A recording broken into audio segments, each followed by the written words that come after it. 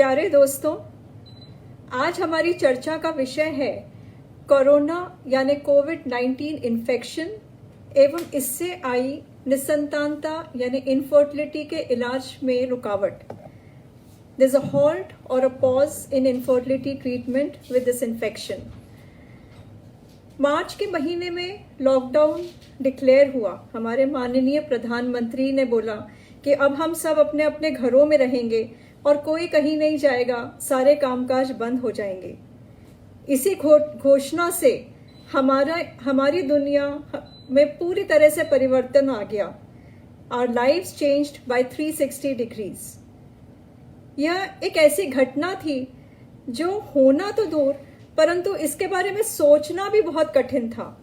कोई कल्पना ही नहीं कर सकता था कि कभी ऐसा भी दिन आएगा और हम इस तरह से अपने अपने घरों में कैद हो जाएंगे। सब कुछ थम गया जैसे और सब कुछ बदल गया। हम फिर अपने पुरानी जीवन शैली यानी 150 साल पहले एक जो जीवन शैली हुआ करती थी उसमें पहुंच गए और हम अपने अपने घरों में रहने लग गए, अपने परिवार के साथ समय बिताया। जिम जो जाते घरों की छतों पर या अपने गार्डन में टाइम व्यतीत करने लग गए। पुराने बोर्ड गेम्स निकाले गए और हमने फिर सांप सीढ़ी और लूडो खेलना शुरू करा। इसके साथ में जो है बहुत छोटी छोटी खुशियां हमें मिलने लग गई। जैसे किसी दिन सब्जी मिल गई या किसी दिन कुछ छोटी चीजें हमारे घर में आ गई तो हम बड़े खुश होते थे इन सब चीजों से। तो ये सारा परिवर्तन एक ही दिन में एक ही समय में आ गया और जब ये लॉकडाउन हुआ तब हमारे जो पेशेंट जो इलाज कर रहे थे उन्हें भी काफी परेशानियों का सामना करना पड़ा। सबसे पहले दिमाग में यह आया कि लॉकडाउन करना जरूरी क्यों है, क्योंकि कुछ पेशेंट ऐसे थे जो बाहर से आके रुके हुए थे, राजस्थान से, गुजरात से, आंध्र प्रदेश से, और वो बोलने लगे कि हम तो यहाँ पर हैं और आप हमारा इलाज करिए, कोई फर्क नहीं पड़ेगा। पर जो इस वायरस का, जो इन्फेक्शन का इसका नेचर था, उससे हमें ये समझ में आ रहा था कि ये बहुत घातक है और फैलने वाला है और इससे अगर हमने बचाव नहीं किया तो सब कुछ नष्ट हो जाएगा। दूसरे देशों से जो हमने शिक्षा ली उसमें हमको ये समझ में आया कि लॉकडाउन जरूरी है, यानी सोशल डिस्टेंसिंग अति आवश्यक है और इसी को हमें फॉलो करना है। जो हमारे पेशेंट थे उनमें से कुछ ऐसे थे जिनका ट्रीटमेंट लगभग पूरा होने वाला था। उनके एक आध दिन में अंडे निकालने वाले थे और उनके भ्रूण प्रत्यारोपण यानी एम्ब्रियो ट्रांसफर होने वाला था।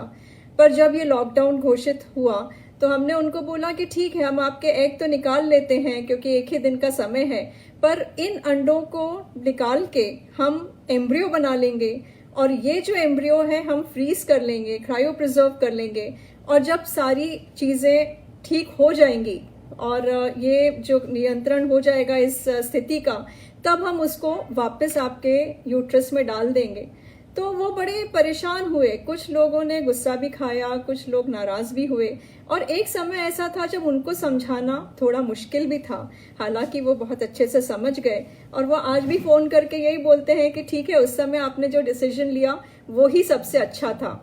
कुछ ऐसे दंपति थे जिन्होंने इंजेक्शन खरीद लिए थे और कुछ तो ऐसे भी थे जिन्होंने इंजेक्शन लगा लिए थे 4-5 दिन के। उनको भी जब हमने ये कहा कि भाई अभी आपका इलाज नहीं कर पाएंगे तो वो बड़े दुखी हुए, बड़े ही निराश हुए। कुछ ऐसे भी थे आप में से जिनका IUI प्लान था और जब उनका IUI नहीं हो पाया और उनको ऐसे ही लौटना पड़ा तो वो भी बड़े परेशान हुए और वो भी बड़े निराश हो गए।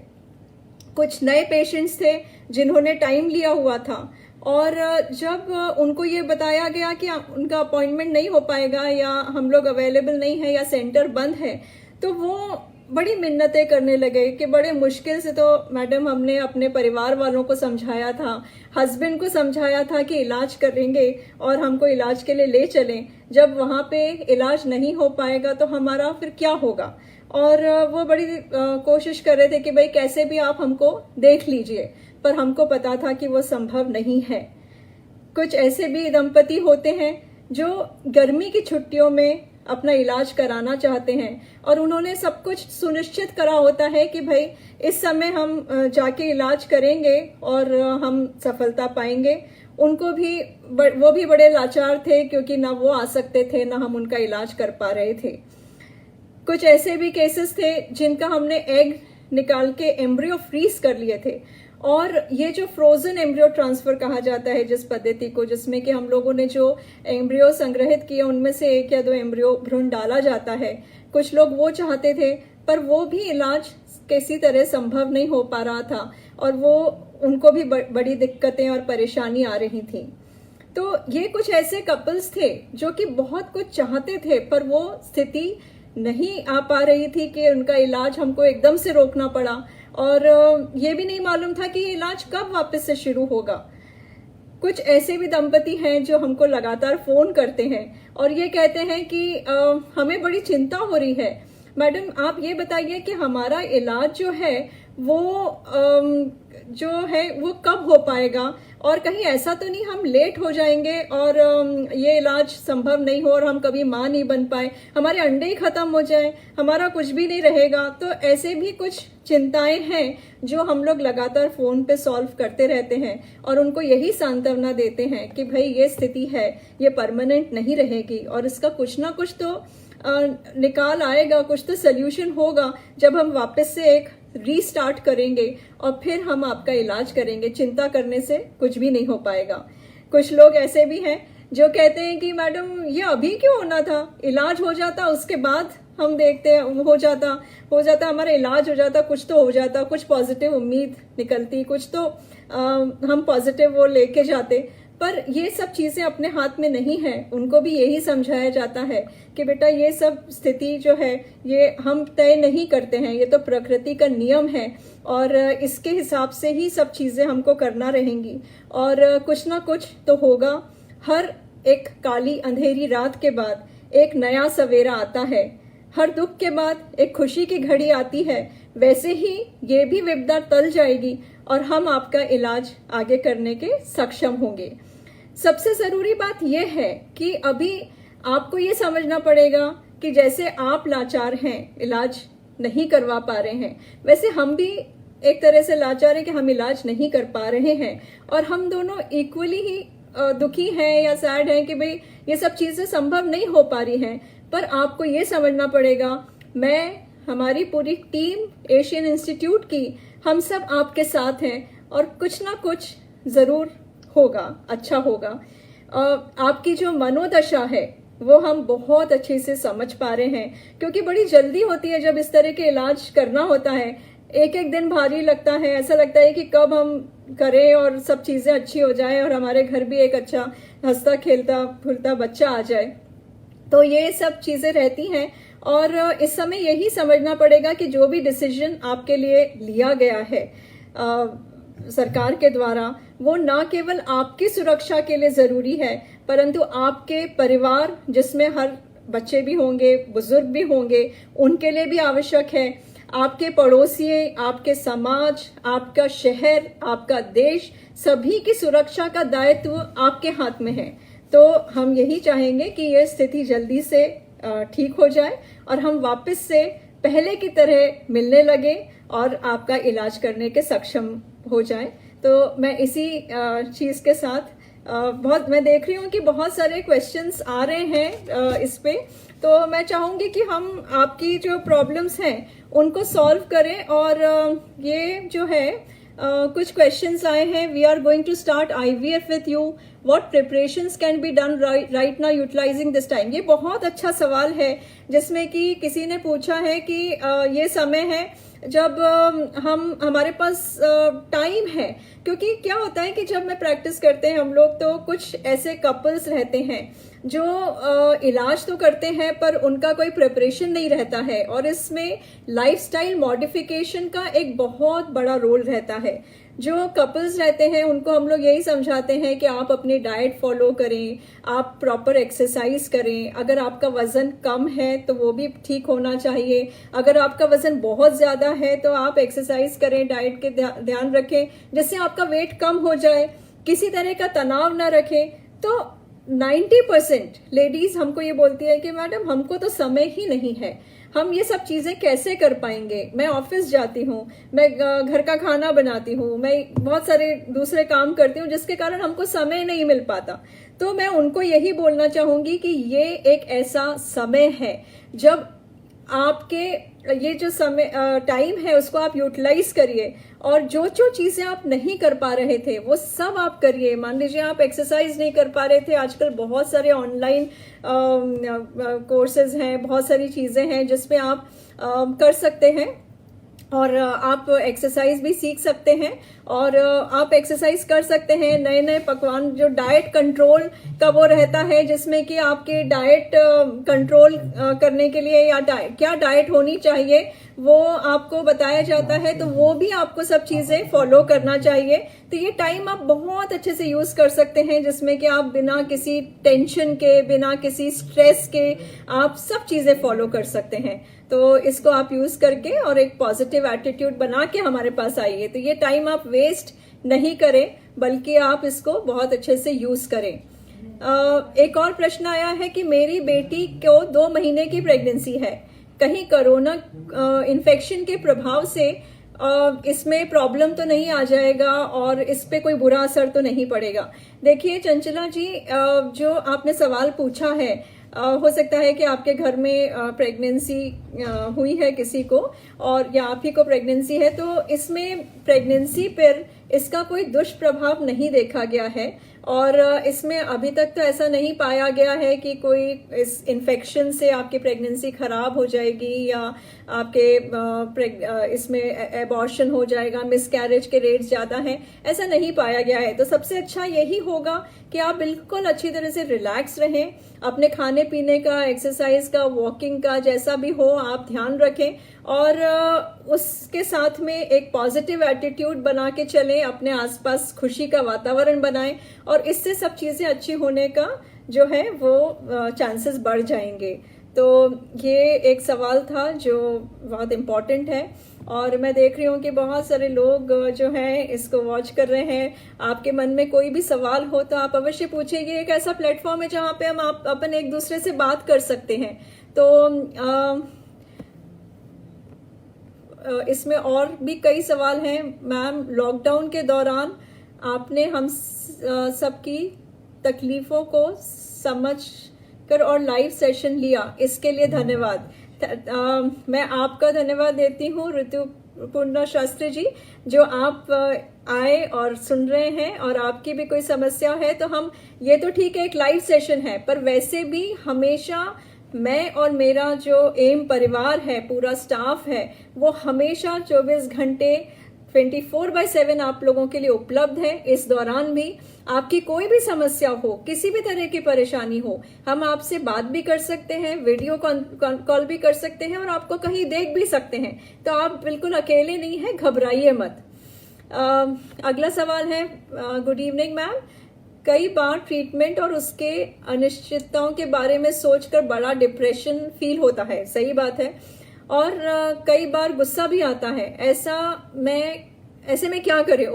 हाँ, ये बात सही है आपके डॉक्टर स्वतंत्र कुमार जी की कई बार बहुत परेशानी होती है इन सब चीजों से।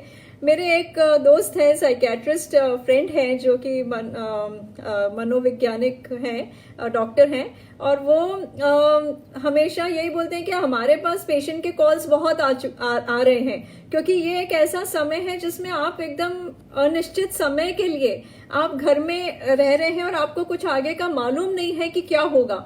इसलिए कई बार अच्छा भी लगता है, कई बार गुस्सा भी आती है, और कई बार इरिटेशन भी होता है, और कई बार डिप्रेशन भी होता है कि हम कुछ काम करने के लिए सोच रहे थे और वो काम नहीं हो पा रहा है। तो मैं आपको यही बोलना चाहूंगी डॉक्टर साहब कि हम तो इस प्रोफेशन में हैं, तो हम अच्छा ही सोच सकते हैं, और सब चीजें आगे जाके तो अच्छी होनी ही है। और मुझे नहीं लगता है कि आगे बहुत ज्यादा, अगर हम सारे एहतियात रखते हैं, सभी चीजों का ध्यान रखते हैं, तो स्थिति में सुधार होगा। पर हमें एक सेल्फ डिसिप्लिन बना के चलना पड़ेगा। मान लीजिए लॉकडाउन खुलता भी है तो ऐसा नहीं कि हम सब अपने घर से निकल पड़े और हम वापस से पार्टी कर रहे हैं, मॉल जा रहे हैं, खैर ये तो सब खुलेंगे नहीं, पर भीड़ लगा रहे हैं, हमें तब भी अपने डिसिप्लिन रखना पड़ेगा और इन सब चीजों के साथ में सब अच्छा होने का चांस रहेगा। स्वाति जी ने पूछा है, ma'am I have completed 2 months of pregnancy. Swati ji आपको बहुत बहुत बधाई हो इसके लिए। I have a continuous mild stomach pain and little white discharge, is it a reason to worry or I can take any medicine for that? Swati ji आपको चूंकि ये प्रेगनेंसी है तो बहुत खुशी की बात है, पर अगर आपको इसमें रुक रुक के दर्द होता, मामूली दर्द होना बहुत चिंता वाली बात नहीं होती है, पर अगर ये दर्द आपको रुक रुक के होता है और किसी चीज से रिलीफ नहीं होता है तो एक बार डॉक्टर को दिखाइए, क्योंकि हमको ये देखना पड़ेगा कि आपकी प्रेगनेंसी सही स्थान पे प्रत्यारोपित हुई है कि नहीं, यानी आपकी जो प्रेगनेंसी है इंट्रायूट्राइन है कि नहीं। दूसरा जो है, आपको डिस्चार्ज भी हो रहा है तो कोई इन्फेक्शन भी हो सकता है, जैसे यूरिन में इन्फेक्शन हो सकता है, आपके कुछ भी इन्फेक्शन की भी अगर प्रॉब्लम रहती तो उसमें भी पेन हो सकता है। तो एक बार आपको डॉक्टर का हमसे आप संपर्क कीजिए, हम आपको इसका आपको जांच कर लेंगे और उसमें आपको बता देंगे कि सब चीजें नॉर्मल है कि नहीं है। नॉर्मली जो सोनोग्राफी के लिए हम लोग 3 महीने के बाद बुला रहे हैं जब ये इन्फेक्शन हो रहा है, पर अगर आपकी स्थिति ऐसी है जिसमें कि आपको पेन हो रहा है या कोई तकलीफ है तो बीच में भी आपको इमरजेंसी में देखा जा सकता है और उसके लिए आपको परामर्श दिया जा सकता है। नैना साधवानी जी ने पूछा है, my second hysteroscopy was planned in March last week but due to lockdown. हाँ नैना जी, आप शायद पूना पहुंच गए हैं कि नहीं पहुंचे मुझे नहीं मालूम है, मुझे आपका केस पूरी तरह से याद है और मैं जानती हूँ कि आपकी हिस्ट्रोस्कोपी ड्यू है, आपका सेप्टम था या एशरमेंस था। I am taking medicine, overall medicine continues for last 2 months as per your advice. when we will be able to do a second hysteroscopy? सबसे अच्छी बात यह है कि अभी नैना जी काम शुरू नहीं हुआ है, पर जैसे ही लॉकडाउन खत्म होता है तो आप प्लीज हमको फोन करिए, हमको संपर्क करिए, क्योंकि आपका हम लोग हिस्टेरोस्कोपी तुरंत कर पाएंगे शायद, क्योंकि बाकी प्रोसीजर्स तो जो जरूरी प्रोसीजर्स नहीं है उनको तो आगे बढ़ा दिया जाएगा, पर अगर जरूरत पड़ती है तो आपका हिस्टेरोस्कोपी हम लोग कर लेंगे जब लॉकडाउन खुलता है, क्योंकि आपको भी आने जाने की मुश्किल होगी अभी तो। और जहां तक ओवरऑल का सवाल है, अभी 17th जब तक लॉकडाउन है तब तक तो आप कंटिन्यू करिए, क्योंकि हम नहीं चाहते हैं कि अभी आपका पीरियड्स आ जाए और उसके बाद हम आपको फोन कर लीजिएगा 17 का, जैसा भी वो रहता है उसके बाद आपको बता दिया जाएगा। जो भी जल्दी से जल्दी संभव होगा वैसा अपन कर लेते हैं बेटा। पारुल जी ने पूछा है, मैम आपकी मेडिसिन कैसे अवेलेबल हो पाएगी, बिकॉज मैं जिस जगह से बिलोंग करती हूँ वहां आपकी मेडिसिन नहीं मिल रही है। तो पारुल जी, आप को मेडिसिन हम यहाँ से पहुंचा सकते हैं या किसी के हाथ, मतलब जो भी पॉसिबल होगा उसका आपको सब्स्टिट्यूट भी लिख सकते हैं। कोई ऐसी मेडिसिन हो तो वहां पे भी अवेलेबल डॉक्टर से बात करके करवा सकते हैं। तो उसके बहुत सारे तरीके हैं, पर आप हमको व्हाट्सएप पे प्रिस्क्रिप्शन भेजिए कि कौन सी मेडिसिन आपको नहीं मिल रही है, तो उसका सब्स्टिट्यूट आपको मिल जाएगा। और कोई यहाँ पे आप इंदौर में है या नहीं है मुझे नहीं मालूम है, इंदौर में भी मेडिकल शॉप पे हम लोग अवेलेबल करा रहे हैं जो भी मेडिसिन आपकी चल रही हैं। तो जो भी ऐसे भी कुछ कपल्स होंगे जिनको मेडिसिन का प्रॉब्लम होगा उनके लिए हम लोग कुछ मेडिसिन अवेलेबल करवा देते हैं, पर उसमें आपको हमको प्रिस्क्रिप्शन भेजना पड़ता है व्हाट्सएप पे कि आपको कौन सी मेडिसिन नहीं मिल रही है, कौन सी मेडिसिन की जरूरत है। विशाल जी ने पूछा है, मैडम हमको एक ईटी कराना है, कब तक करवा सकते हैं, इस महीने हो पाएगा क्या? जी हाँ, ये बहुत मुश्किल सवाल है बताना, क्योंकि अभी जब ये लॉकडाउन खुलेगा, सबसे पहले तो अभी ये मालूम नहीं है कि लॉकडाउन खुलेगा कब। मान लीजिए खुल भी जाता है तो एकदम से ऐसा नहीं कि आपको तुरंत बुला लिया जाए, थोड़ा सा ये देखा जाएगा कि कैसा वातावरण बनता है, कैसा सेफ्टी इश्यूज क्या हैं, और उसके बाद जो भी जल्दी से जल्दी संभव होगा वैसा आपको कर दिया जाएगा। पर ईटी करने के पहले आपका जो बच्चेदानी का लाइनिंग है, एंडोमेट्रियम है, वो देखा जाता है, जिसमें कि सब चीजें बराबर हैं, तो फिर वो उस समय कर लेंगे, पर इस महीने हो पाएगा, कोशिश करेंगे, नहीं तो फिर अगले महीने तक मेरे ख्याल से ज्यादा बेहतर रहेगा, क्योंकि जो भी आपके लिए सेफ होगा वो करा जाएगा। शहनाज परवीन जी ने पूछा है, ma'am done with 3 times IUI but all fail, what do I do next, feeling very depress. Shahnaz ji आप बिल्कुल डिप्रेस मत होइए, क्योंकि आपके IUI में अगर आपको सफलता नहीं मिली है तो इसके अलावा भी बहुत सारे ट्रीटमेंट हैं। सबसे पहले तो आपकी फाइल देख के ये बता देंगे कि IUI में क्यों सफलता नहीं मिली है, आपकी उम्र, आपकी शादी का कितना साल हुआ है। पर अगर इससे नहीं होता है तो इससे ऊंचे इलाज उपलब्ध हैं जो कि अपन कर सकते हैं और जिसके द्वारा आपको सफलता के चांसेस बढ़ जाएंगे। वो आपको एक बार फोन पे बात करनी रहेगी, जिसमें आपका पूरा केस निकाल के आपको समझा दिया जाएगा बेटा। निधि महाजन ने बोला है, मैम मेरी लैप्रोस्कोपी हुई थी लास्ट दिसंबर में, उसके बाद 3 महीने की मेडिसिन दी थी बट कंसीव नहीं हो पाया। मार्च में विजिट करना था डॉक्टर को, पर लॉकडाउन की वजह से नहीं हो पाया है। अब मुझे क्या करना चाहिए? मुझे PCOD की प्रॉब्लम है, इसलिए लैप्रोस्कोपी किया था। जी हाँ, लैप्रोस्कोपी तो आपके और किसी वजह से हुआ होगा, ट्यूब्स वगैरह देखा होगा। तो अगर आपको फायदा नहीं हुआ है 3 महीने की घर की दवाई से, तो आपके लिए जो ट्रीटमेंट होता है उसमें आपको यहाँ बुलाया जाता है, जिसमें कि आपके एक्चुअली PCOD की प्रॉब्लम है तो आपके ओव्यूलेशन हो रहा है कि नहीं, आपके अंडे बन पा रहे हैं कि नहीं, ये चीजें हमको देखनी पड़ती हैं। और ये देखने का जो तरीका रहता है वो आपके हो सकता है कि हम इंजेक्शंस दें, उसके माध्यम से आपके अंडे को और पावरफुल बनाएं, उसके बाद आपकी सोनोग्राफी करें और उसके हिसाब से आपका ट्रीटमेंट करें। तो अगर आपको घर की दवाई से फायदा नहीं हुआ है तो फिर आपको यहाँ पे आना पड़ेगा, परंतु आप यहाँ तभी आए जब सब चीजें सेफ हो जाएं।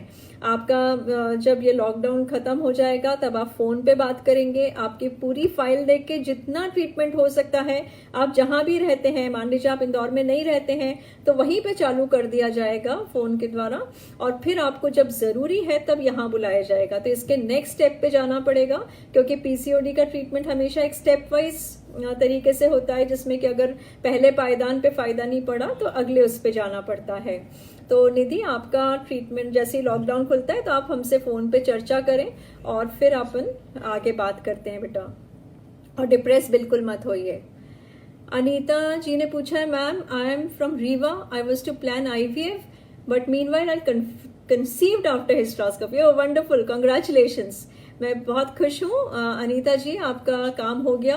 एंड अच्छा, okay, and unfortunately I lost pregnancy after, अरे बाबा, pregnancy after 2 months, what should I do next, your valuable suggestion please. ओ हो, ये तो बड़ा मुश्किल हो गया आपका। मेरे ख्याल से आपका प्रेगनेंसी हुआ और आपको मिसकैरेज हो गया, पर निराश बिल्कुल मत होइए, क्योंकि एक बार प्रेगनेंसी होना और अगर आपको प्रेगनेंसी नहीं हो रहा था तो ये वाली कंडीशन ठीक है, ये अच्छा नहीं हुआ आपके साथ में, मैं मानती हूँ, पर ये कंडीशन कई बेहतर है आपके प्रेगनेंसी नहीं होने से, क्योंकि इसमें आपको अगली प्रेगनेंसी के जो चांसेस हैं वो कई गुना बढ़ जाते हैं। तो आपको जैसे पहले ये प्रेगनेंसी हुआ वैसे आगे भी प्रेगनेंसी हो जाएगा। और अगर मान लीजिए ये संभव नहीं, अभी तो आप रुकिए थोड़ा समय, क्योंकि अभी 2-3 महीने गैप करिए, 1-2 महीने बाद आप फिर से ट्राई करें और भगवान से यही प्रार्थना करते हैं कि फिर से आपको प्रेगनेंसी दे दे। और जैसे ही आपको प्रेगनेंसी होता है वैसे ही आपको संपर्क करना रहेगा, जिससे कि हम आपको कुछ ऐसी दवाई दे पाएं जिसमें कि आपकी ये प्रेगनेंसी जो है वो और अच्छे से आगे बढ़े और आपको फाइनली 9 महीने में आपको बेबी हो और आपको पूरी तरह से सफलता मिले। तो उसके लिए आप प्रयास करेंगे और हम भी आपको ट्रीटमेंट देंगे। योगी सेन जी ने पूछा है, मैम पीरियड लास्ट टाइम 10 फरवरी को आया था और उसके बाद नहीं आया, क्या किया जाए? कोई प्रॉब्लम तो नहीं होगी? तो अब पीरियड नहीं आना, उसके कई सारे कारण हो सकते हैं और उसका अपने को देखना पड़ेगा कि कोई प्रेगनेंसी तो नहीं है, आपकी उम्र कितनी है, आपको पहले पीरियड्स बराबर आते भी थे कि नहीं आते थे, कौन सी दवाइयाँ चल रही हैं। तो मैं आप चाहूँगी कि आप हमारे से संपर्क करिए, आप लोगों के सबके पास नंबर है हमारा, और आप संपर्क करिए तो आपका पूरा केस समझ के हम उसमें बता पाए कि आपको कोई प्रॉब्लम होगा कि नहीं होगा। तो इसके लिए प्लीज़ आप एक बार सेंटर पे संपर्क करिए। गोरे मंडलोई पाटीदार, मैम आपके मार्गदर्शन देने के लिए आपका बहुत धन्यवाद। मेरी वाइफ को 3, अरे वाह, ये बहुत ही अच्छी बात है पाटीदार जी, और बहुत ही खुशी की बात है। आप सब, आपके और आपके परिवार को बहुत बहुत बधाई, और हमको ये आपने खबर दी उसके लिए भी बहुत बहुत धन्यवाद। भगवान करे आगे भी सब चीज़ें बहुत अच्छी हों। नम्रता नरेंद्र पॉल, मैम मेरे लास्ट ही प्रोसीजर बचा था और अब हम कब उसे पूरा कर पाएंगे। जी हाँ, आप वही शायद उनमें से एक केस है जिसके बारे में मैं चर्चा कर रही थी कि आपका केस जो है बिल्कुल किनारे तक पहुंच के रोक देना पड़ा। तो मैं आपको यही बताना चाहूंगी नम्रता जी कि आपका प्रोसीजर हम पूरा करने की कोशिश करेंगे जितने भी जल्द से जल्द सब होगा। जैसे ही लॉकडाउन खुलता है आप फोन करें, क्योंकि सभी के सभी ऐसे नहीं आ सकते हैं, इसीलिए जैसे ही लॉकडाउन खुलता है आप सब लोग हमको फोन पे संपर्क करें और फिर हम आपको एक तरीके से आपको अपॉइंटमेंट देके आपको बुलाया जाएगा, क्योंकि सबके सब ऐसे आ नहीं सकते हैं। और जो भी इसके पूरा एक गाइडलाइंस दिया जाएगा सेंटर की तरफ से कि आपको कितने लोगों को एक दिन में हम अपॉइंटमेंट दे सकते हैं, कितने लोग एक बार में अंदर आ सकते हैं, कैसे हम अपने आप को किसी भी इन्फेक्शन से बचा पाएंगे, किसी को भी ये प्रॉब्लम ना हो। इन सब चीजों के लिए हमने बहुत सारा वर्कअप किया है, ट्रायज बनाया है, जिसमें कि आप और हम सभी लोग सुरक्षित रहें, इसके लिए पूरा प्रयत्न किया जाएगा। तो आप हमसे फोन पे संपर्क साधिए जैसे ही ये लॉकडाउन खुलता है। हम आपके लिए जो भी जल्दी से जल्दी इलाज हो सकता है वो करने की कोशिश करेंगे। मंजू सेन ने पूछा, हेलो मैम, मुझे डेकापेप्टिल डिपोल लग रहे हैं, 9 अप्रैल को बुलाया था, अब क्या करना है कि वेस्ट नहीं हो जाएगा। 10 फरवरी से मेरा पीरियड भी नहीं आया, सो कोई प्रॉब्लम तो नहीं आएगी। देखिए मंजू जी, पीरियड्स तो इसके बारे में आपको बताया ही होगा जब ये इंजेक्शन दिया कि कई लोगों के पीरियड नहीं आते हैं इस इंजेक्शन के बाद। और जहां तक सवाल है वो आपको, अगर इंजेक्शन आपने अप्रैल में लिया था तो फिर आप एक और इंजेक्शन हम लोग आपको देने की कोशिश करेंगे, पर आप भी अपना पूरा जो केस है वो हमको व्हाट्सएप कीजिए, जिसमें कि हम आपको फोन पे ही सारी चीजें बता देंगे। मैं इस प्लेटफॉर्म पे ये भी बोलना चाहती हूँ कि जैसे अभी सारी स्थिति अच्छी नहीं है, ना आपके निकलने की ना आपको यहाँ पे कंसल्टेशन की, तो इसलिए मैं चाहूंगी कि आप सब हमसे इसी तरह से फोन पे या वीडियो कॉल पे संपर्क साधिए, जिससे कि हम आपकी प्रॉब्लम समझ के आपको काफी कुछ, जैसे आप वहां पे हमारे सेंटर पे आते हैं दिखाने, आप हमसे वहां पे संपर्क करते हैं, वैसे ही हम आपको वीडियो, जैसे मैं आपसे बात कर रही हूँ, इंडिविजुअली प्रॉब्लम आपकी समझ के आपको वीडियो पे ही या फोन पे ही आपको हम लोग बता पाएंगे कि आपको आगे क्या करना है, इंजेक्शन का अगला डोज लगाना है नहीं लगाना है, कब आना है, क्या इसका असर रहेगा, ये सारी चीजें बेटा हम लोग आपको फोन पे ही जानकारी दे देंगे। तो आप अपना पूरा केस हमको व्हाट्सएप करिए या मेल करिए और उसमें हम आपको पूरी जानकारी फोन पे देने की कोशिश करेंगे। मोनिका चौधरी जी ने बोला, न्यू सेशन कब से स्टार्ट होगा? भगवान से प्रार्थना करिए मोनिका जी कि जल्दी ही स्टार्ट हो जाए, हम इस वायरस से छुटकारा पाएं और हम सब पहले की तरह वापस से अपना काम चालू करें और आपकी प्रॉब्लम हम जल्दी से सॉल्व करें। पूजा जी ने पूछा, मैम मेरे मार्च में आपके सेंटर में आईवीएफ हो गया था और मैं प्रेग्नेंट भी हो गई, लेकिन 8 वीक्स के बाद मेरा मिसकैरेज हो गया। मैंने मेंटल ट्रॉमा से गुजर रही हूँ, अब मुझे आगे क्या करना चाहिए?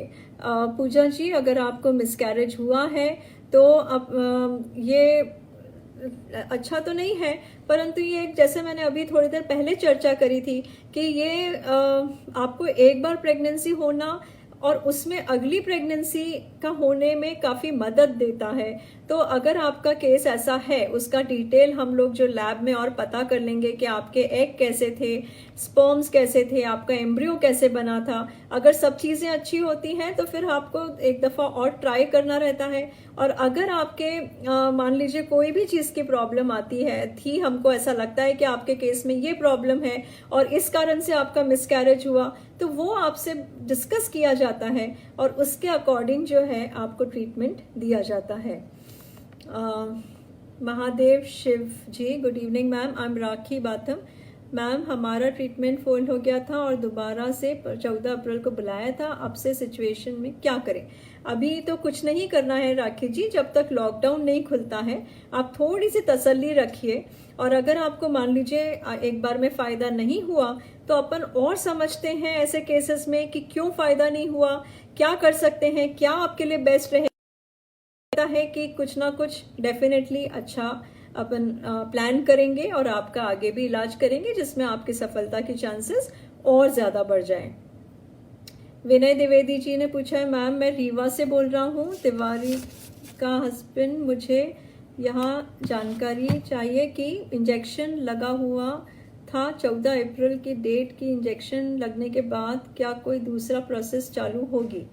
14 अप्रैल तो अब काफ़ी समय हो गया, लगभग अब 1 महीना हो जाएगा, तो आपका केस जो है हमको सब चीज़ें समझना पड़ेगा कौन सा इंजेक्शन, क्योंकि नाम आपने नहीं दिया है। कुछ इंजेक्शन्स ऐसे होते हैं जो कि महीने में एक बार लगते हैं, कुछ ऐसे इंजेक्शन होते हैं जो आपका जिसका एक निश्चित समय तक ही असर रहता है।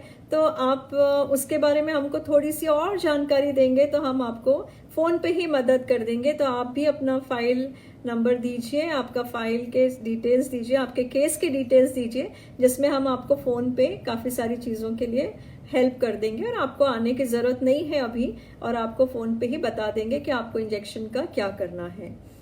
ध्रुव शाह ने पूछा है ma'am what are the chances of vertical transmission of कोविड-19?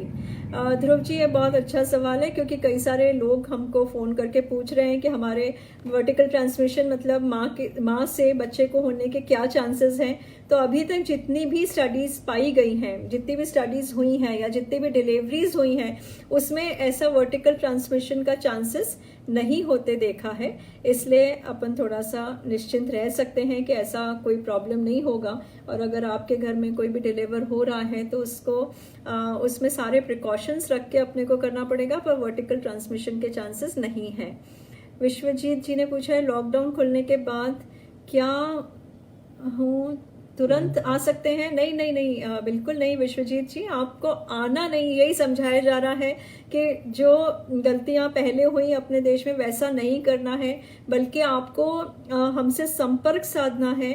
जैसे ही लॉकडाउन खुलता है सारी चीज़ें हम लोग अपने लेवल पे स्टार्ट करके आपके लिए सॉर्ट आउट करके रखेंगे, आपके लिए व्यवस्थित करके रखेंगे, जिससे कि आपको यहाँ पे कोई तरह की तकलीफ ना आए। और हम आपको जितना भी हेल्प, क्योंकि आपने पहले इलाज करा हुआ है, तो हम आपको काफ़ी सारी चीज़ें फ़ोन पे बताएंगे।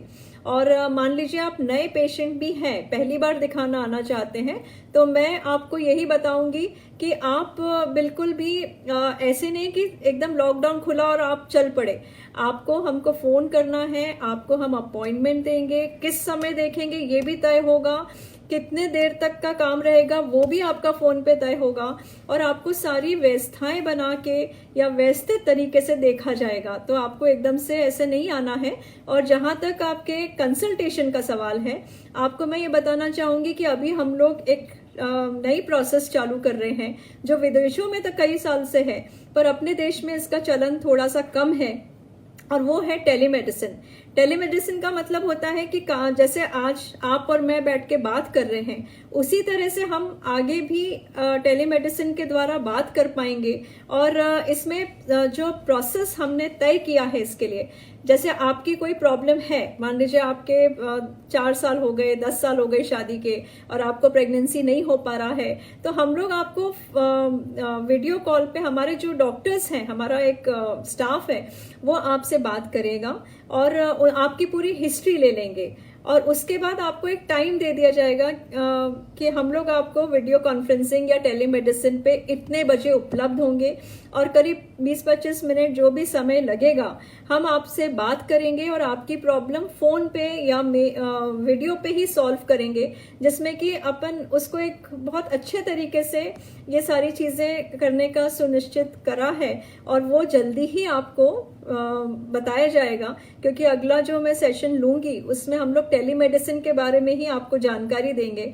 ये कुछ हमने फेसबुक लाइव के कुछ सेशंस प्लान करे हैं, जैसा आपको बताया है कि कुछ में आपको केवल प्रेगनेंसी के बारे में जानकारी देंगे, क्योंकि हमारे बहुत सारे पेशेंट हैं जो प्रेग्नेंट हैं या जो डिलीवर होने वाले हैं, उनके मन में एक अलग तरह का उथल पुथल चल रहा है कि क्या होगा, कैसे होगा, कहीं वो अस्पताल में जा पाएंगे, वहां पे कोई लेगा कि नहीं, वहां से उनको इन्फेक्शन तो नहीं हो जाएगा, उनकी डिलीवरी कैसे होगी, बच्चे को तो नहीं हो जाएगा, बच्चा सुरक्षित है कि रहेगा कि नहीं, वो ब्रेस्ट फीडिंग करा सकते हैं कि नहीं, क्या जानकारी, क्या ध्यान रखने वाली चीजें हैं। तो इन सब पे अपन अगली बार चर्चा करेंगे। और इसके साथ में ही टेलीमेडिसिन के बारे में भी हम आपको विस्तृत जानकारी देना चाहेंगे। अभी तो मैं देख रही हूँ कि बहुत सारे हमारे फ्रेंड्स भी हैं, कपल्स भी हैं, पेशेंट्स भी हैं, और जो इस चीज़ को देख रहे हैं। तो मैं यही चाहूंगी कि अभी अपन संक्षिप्त में बात करके अगली दफा और इसको डिटेल में डिस्कस करेंगे। रेखा ने पूछा है, मैम मेरी एज 40 है, मेरे IVF हो सकेगा या नहीं? मैम क्या है, या ट्रीटमेंट हो रहा है? उन्होंने बोला था कि ज़्यादा कारण कैश ट्रीटमेंट बंद कर दिया। मुझे ऐसा लग रहा है कि आपने ये पूछा है कि आपका 40 साल उम्र है तो आपको IVF कर पाएंगे कि नहीं, ये आपका क्वेश्चन है। और दूसरा आपने पूछा है कि आपको शायद फाइनेंशियल प्रॉब्लम है तो वो उसमें अपन कैसे कर सकेंगे। तो डेफिनेटली 40 साल में ऐसा नहीं है कि आप माँ नहीं बन सकते हैं, वो अलग अलग पद्धति होती हैं जिनके द्वारा आप को ट्रीटमेंट लेना रहेगा। तो वो जब आप यहाँ पे आएंगे तो आपसे डिस्कस करा जाएगा। वो डिपेंड करता है कि आपके अंडे कैसे हैं, किस स्थिति में हैं, वो बन पाएंगे कि नहीं बन पाएंगे, और ये सारी चीजें देख के हम आपको एग्जैक्टली बता पाएंगे कि आपका कैसे प्रोसीजर होगा, पहली बात, और दूसरी बात जो है वो कितना खर्चा आएगा, क्योंकि बहुत सारी चीजें हैं जिनको हमें देख के फिर आपको बताना रहेगा। और कभी आप यहाँ पे नहीं आ पाते हैं तो वही जैसा आपको बताया है टेलीमेडिसिन का, वैसे ही अपन कंसल्ट करेंगे जिसमें आपका पूरा केस समझ के और फिर आगे अपन देख पाएंगे। विशाल जी ने पूछा, we have done a hysteroscopy in March 1st week and medicines are regularly what now? तो आप अभी, तो मैं यही चाहूंगी विशाल जी कि आप अपनी मेडिसिन कंटिन्यू रखिए।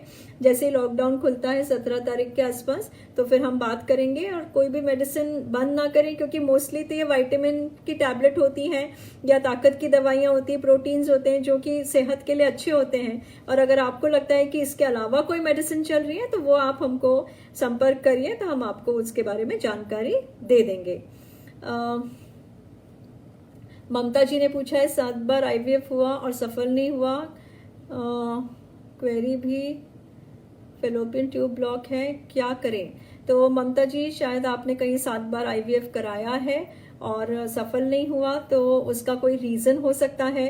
सफलता नहीं होने के जो कारण होते हैं वो अंडे में भी हो सकते हैं, स्पर्म में भी हो सकते हैं, आपकी बच्चेदानी का भी हो सकता है। उसको डिटेल देख के और फिर आपसे बात करेंगे, क्योंकि ये यहाँ पे तो उस चीज़ का जवाब देना बहुत मुश्किल है, पर एक उम्मीद हमेशा रहती है, तो वो उम्मीद नहीं तोड़नी चाहिए, वो उम्मीद जगा के रखनी चाहिए जिसमें आगे भी आप सफल हो सकते हैं।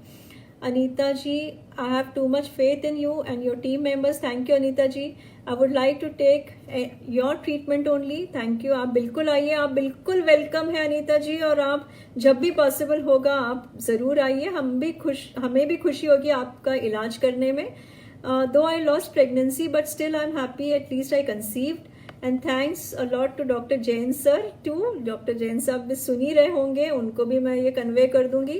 पर आपका प्रेगनेंसी ड्यू है और आप फिर आइए और फिर इलाज करते हैं, और डेफिनेटली आप बच्चा लेके जाएं, ऐसी हमारी आशा है और यही हमारी विशेस हैं आपके लिए। आपका ये एक नंबर दिया है सर ने, तो आप प्लीज़ उस पे बात करिए। बहुत सारे हमारे दोस्त भी देख रहे हैं, उन सबको नमस्ते, हेलो, हाय। और मैम आप ऑनलाइन आए इसके लिए धन्यवाद, निकिता ने बोला है। बहुत ज़रूरी थी कि इस वक्त में हम सबको मार्गदर्शन मिले। तो निकिता जी, मैं हमेशा ही इस चीज़ के लिए तैयार हूँ, मैं ऑनलाइन आऊँ चाहे ना आऊँ, आप कभी भी, हम आपके लिए हमेशा हैं। मैं अकेले नहीं बल्कि हमारा पूरा एम परिवार, हमारा पूरा स्टाफ आप, हमारी एक ही मनोकामना रहती है कि हम आपको किस रूप में, किस तरह से मदद कर सकें। और आपका कोई भी प्रॉब्लम है तो आप प्लीज़ हमसे संपर्क साधिए और हम आपके लिए हमेशा इलाज करने के लिए तैयार हैं। तो Ma'am, my IVF was done in March. I'm 2 months pregnant by your blessing, but scared due to the virus. Oh my God. Sonal जी, आप बिल्कुल डरिए मत, सबसे पहली बात, क्योंकि वायरस जो है वो अपनी जगह है, पर खुशखबरी ये है कि इस वायरस का प्रेगनेंसी पे कोई बुरा प्रभाव नहीं देखा गया है। तो आप बिल्कुल मत डरिए, भगवान पे विश्वास रखिए। अपना, आपको जो सावधानियां क्या रखनी है, सबसे पहले ये है कि भाई आप अपना वातावरण स्वच्छ रखें। आप हर समय सैनिटाइज करें अपने हाथ, या फिर आप बार बार अपने हाथों को धोएं। आप ये जो हाथ है, मान लीजिए आप कहीं भी कुछ भी टच कर रहे हैं तो अपने फेस पे ना लगाएं, क्योंकि ये वायरस ऐसे नहीं हो जाता है। ये वायरस जो होता है, अगर आपके कोई इन्फेक्शन आपने अपने हाथ, मुंह में, आंख में, नाक में कहीं भी टच होता है तो ये वायरस का संक्रमण होने का डर रहता है। तो आप घबराइए मत। अगर आप बहुत सुरक्षित एनवायरनमेंट में हैं, आप बहुत ध्यान रख रहे हैं, आप बाहर की कोई चीज नहीं ला रहे हैं, आप बाहर नहीं जा रहे हैं, तो मैं आपको ये बोल सकती हूँ कि भाई हम काफी हद तक सुरक्षित हैं और ये वायरस आपके बच्चे में नहीं जाएगा। ये आज तक की जो स्टडीज हैं उसमें ये वायरस, ऐसा नहीं पाया गया है कि वायरस आपके बच्चे को अफेक्ट करेगा और इसका कोई नेगेटिव प्रभाव रहेगा। रिचा दुबे, मैम 23 फरवरी से हमारा ट्रीटमेंट चल रहा था, मुझे 3 मंथ कंप्लीट हो गए। मेडिसिन लेते हुए हस्बैंड को इंजेक्शन लग रहे थे पर वो बंद करना पड़ा, अब क्या करें। और मैं बुलाया था, प्लीज़ मैम। हाँ, तो रिचा जी कोई घबराने की ज़रूरत नहीं है। जैसे मैंने आपको बताया कि आप अपनी मेडिसिन कंटिन्यू रखिए, क्योंकि ताकत की ही दवाइयाँ होंगी। और ये जो है आपके हस्बैंड के इंजेक्शन बंद कर दिए, तो आप प्लीज़ उनको बोलिए कि अपना जो है हमारे उस पर फ़ोन पे बात करें, और नंबर सर ने यहाँ पे दिया हुआ है, तो आप प्लीज़ इस नंबर पे संपर्क करिए। हम आपको बताएंगे कि इंजेक्शन का क्या करना है। मान लीजिए इंजेक्शन लगने हैं तो दवाई की जो मेडिकल शॉप है वो आपको अवेलेबल कराएगी। ये हमारी जिम्मेवारी है कि वो इंजेक्शन आपको अवेलेबल रहे और आप तक पहुँचे। तो आप घबराइए मत, बाकी आपकी दवाइयाँ कंटिन्यू रखिए।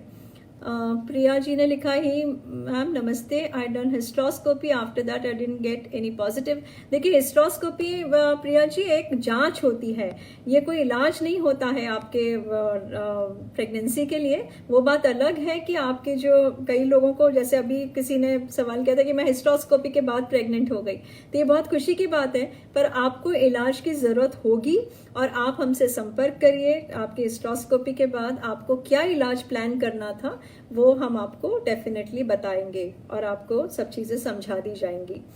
तो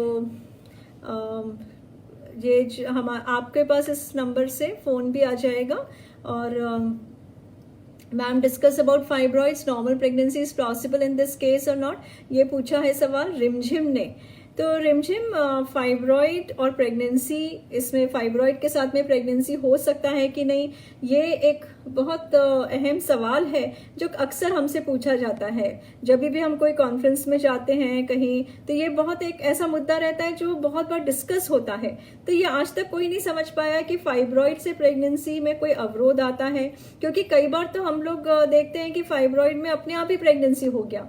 पर अगर मान लीजिए आपकी शादी का समय हो गया है और आपको प्रेगनेंसी नहीं हो पा रहा है, तो और हमको ये देखना पड़ता है कि फाइब्रॉइड कितना बड़ा है, इसका साइज क्या है और इसकी लोकेशन क्या है, यानी ये बच्चेदानी के अंदर की सतह पर है, दीवार में है या बाहर है, अगर तो उसके हिसाब से इसका ट्रीटमेंट जरूरी होता है। मान लीजिए ये बच्चेदानी के अंदर प्रवेश करा गया है, तो इसका एक बहुत छोटी सी पद्धति होती है जिसको हिस्ट्रोस्कोपिक मायोमा रिसेक्शन कहा जाता है, और उसी के द्वारा ये फाइब्रॉइड को निकाल दिया जाता है। तो अगर आपका ऐसा ही कुछ केस है तो आप अवश्य आए। ये बहुत छोटा सा प्रोसीजर होता है जिसमें आप सुबह आते हैं, दोपहर को घर चले जाते हैं और आपका दूरबीन के द्वारा ही ये फाइब्रॉइड निकाल सकते हैं। मान लीजिए आपका फाइब्रॉइड का साइज बड़ा है, वो सतह पर भी है या बाहर है और 5-7 सेंटीमीटर का है, तो भी ये फाइब्रॉइड निकाल के ही प्रेगनेंसी करना बेहतर होता है, क्योंकि हम ऐसा मानते हैं कि जितना आपका यूट्रस नॉर्मल पोजीशन में, नॉर्मल शेप में रहेगा, उतने आपके प्रेगनेंसी के चांसेस बढ़ जाएंगे। इसलिए हम लोग हमेशा फाइब्रॉइड निकालने के बाद ही प्रेगनेंसी प्लान करना चाहते हैं। रूपाली साहू बोलिए, मेरे ट्विन प्रेगनेंसी में किस टाइप के गायनेकोलॉजिस्ट और हॉस्पिटल को चूज करें डिलीवरी के लिए? तो रूपाली जी, आपके ट्विन्स हैं तो आपका जो डिलीवरी है वो एक ऐसे अस्पताल में होना चाहिए जहाँ पे बच्चे के लिए सारी सुविधाएं हों, क्योंकि ट्विन्स में कई बार ऐसा भी होता है पूरे दिन का प्रेगनेंसी हो, कई बार ये जो प्रेगनेंसी होता है वो कम दिनों में भी हो जाता है, यानी प्री मैच्योर हो जाता है। तो आपका जो आप भी स्वस्थ रहें और बच्चा भी स्वस्थ रहे, इसके लिए ज़रूरी है कि वहाँ पे बच्चे के डॉक्टर रहें और बच्चे की बहुत ही उम्दा यानी बहुत अच्छी सुविधा हो। ऐसे अस्पताल को आपको चूज करना चाहिए जहाँ पे आपके बच्चे को कोई भी प्रॉब्लम नहीं हो। आपके जो भी पर्सनल क्वेश्चंस हैं वो हम लोग हमसे आप टेलीमेडिसिन पे संपर्क करिए, उसका पूरा प्रोसीजर आपको दे दिया जाएगा। और इसमें फेसबुक पेज पे ही हम लोग इसको पोस्ट कर देंगे कि आपको हमें किस तरह से संपर्क करना है। तो आपके जो भी पर्सनल एक पर्टिकुलर केस के बारे में, किसी को इंजेक्शन का पूछना है, किसी को दवाई का पूछना है, किसी को कुछ, तो वो आप हमसे हमारे फेसबुक पेज को देखिए, हम आपको उसका तरीका बता देंगे, कि जानकारी दे देंगे कि आपको हमसे किस प्रकार से संपर्क करना है और हम आपको किस तरह से मदद कर सकते हैं। तो यही है कि अभी और भी सवाल आ रहे हैं। मोनू, अब जब पीरियड आता है तो 15 दिन तक ब्लीडिंग होती है। मोनू जी, आपको आना रहेगा जिसमें कि आपका देखेंगे कि आपकी यूट्रस नॉर्मल है कि नहीं, कोई गठान तो नहीं है, कोई प्रॉब्लम तो नहीं है। नुपुर जी ने पूछा है, मेडिसिन 3 महीने से चल रही थी, कुछ साइड इफेक्ट तो नहीं होंगे? मेरे हस्बैंड ने स्पर्म काउंट कम था। नहीं, ऐसा कोई मेडिसिन नहीं लिखा जाता है नुपुर जी जिसका कोई खराब आपके बॉडी पे असर हो, और ये सिर्फ ताकत की दवाई रहती है जो आपके अंडों को और आपके हस्बैंड के स्पर्म्स को ताकत दें। तो फिर भी अगर आपकी कोई पर्टिकुलर दवाई से आपको प्रॉब्लम है तो आप हमसे संपर्क करिए, और आपको नंबर दिया गया है। और स्वाति जी ने पूछा, ma'am confirmation sonography was good but there were multiple fibroid, will it affect pregnancy later? तो स्वाति जी, फाइब्रॉइड कहाँ थे, कैसे थे और उनका क्या साइज था वो बहुत इंपॉर्टेंट है, पर फिर भी आपको चूंकि प्रेगनेंसी हो ही गया है तो उसका अपन ध्यान रख सकते हैं।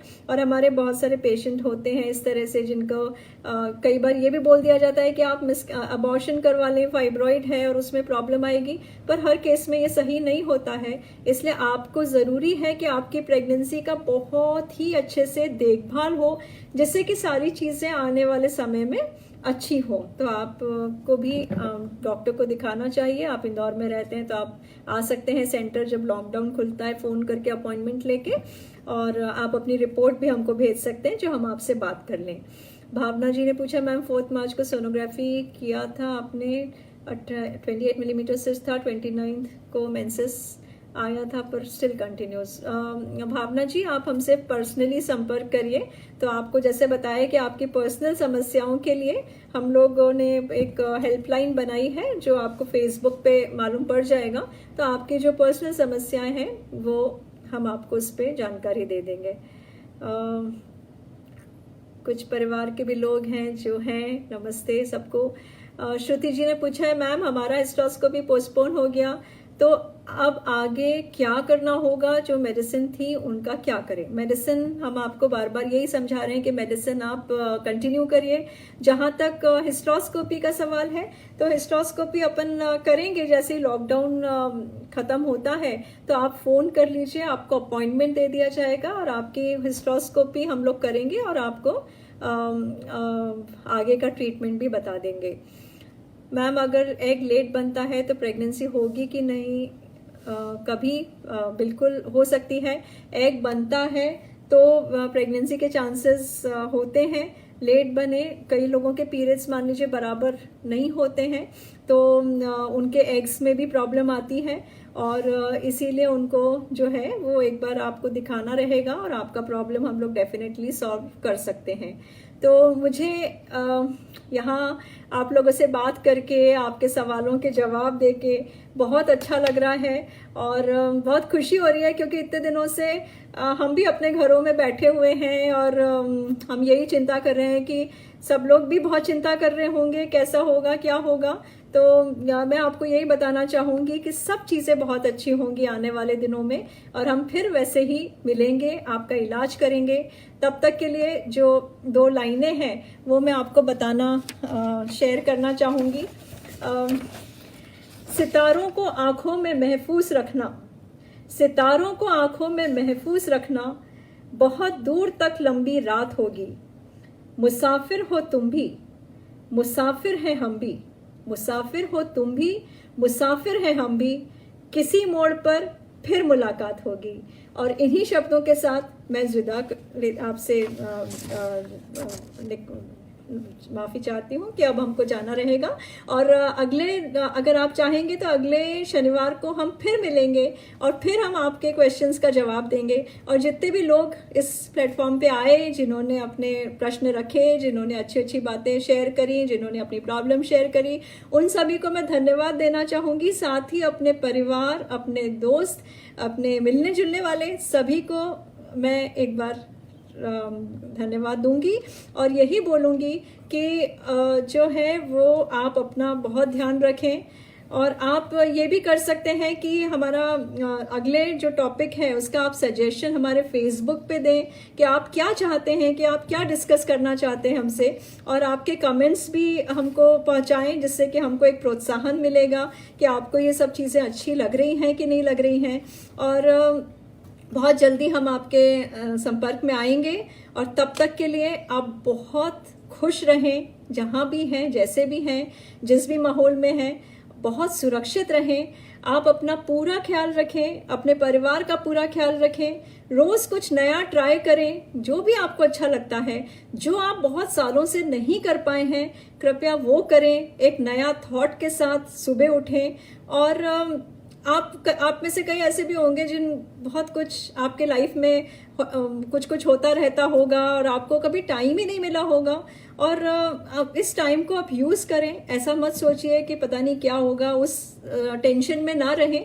और जो भी आप एक अच्छा काम दिन भर में किसी के लिए मदद कर सके वो सबसे अच्छा होगा।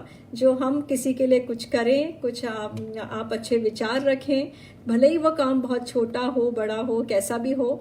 तो हम इसी के साथ विदा लेते हैं। नमस्ते, फिर मिलेंगे।